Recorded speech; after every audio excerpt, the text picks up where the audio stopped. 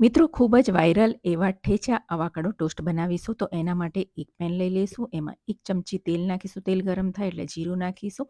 સાથે 8થી 10 લસણની કળી નાખીશું. શેકાઈ જાય એટલે 5 લીલા મરચાં અને 1/4 કપ સિંગદાણા નાખીશું. શેકી લઈશું. થોડા ધાણા નાખીશું. એને પણ શેકી લઈશું અને સ્વાદ મુજબ મીઠું નાખીને એને ઠંડુ કરી લઈશું. ઠંડુ થાય એટલે એક મિક્સર જારમાં લઈ લઈશું અને દરદરું પીસી લઈશું. તમે ચાહો તો ખાંડલી દસ્તામાં પણ પીસી શકો છો. આ ઠેચાને તમે બનાવીને સ્ટોર કરી શકો છો.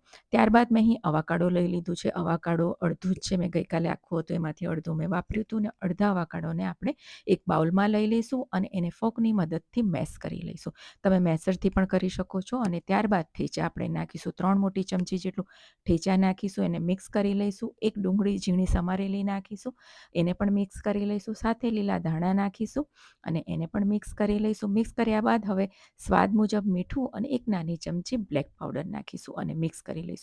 અને લીંબુનો રસ નાખીશું, અડધા લીંબુનો, અને એને મિક્સ કરી લઈશું. ઠેચા છે એટલે વધારે પડતા મસાલા નથી નાખવાનો, એને સાઈડમાં રાખી દઈએ. બ્રેડને મેં ટોસ્ટરમાં શેકી લીધી છે. તમે ચાહો તો તવા પર પણ શેકી શકો છો. એના પર બટર લગાવી લઈશું. બટર ટોટલી ઓપ્શનલ છે, તમને પસંદ હોય તો તમે લગાવી શકો છો. અને હવે એના પર 3 ચમચી અવાકાડો જે ઠેચા બનાવીને રાખ્યા છે એ નાખીશું. તમે તમારી ચોઈસ પ્રમાણે વધારે કે ઓછું કરી શકો છો. કાળા તલ ભભરાવીશું. લીલા મરચાં સમારીને નાખીશું.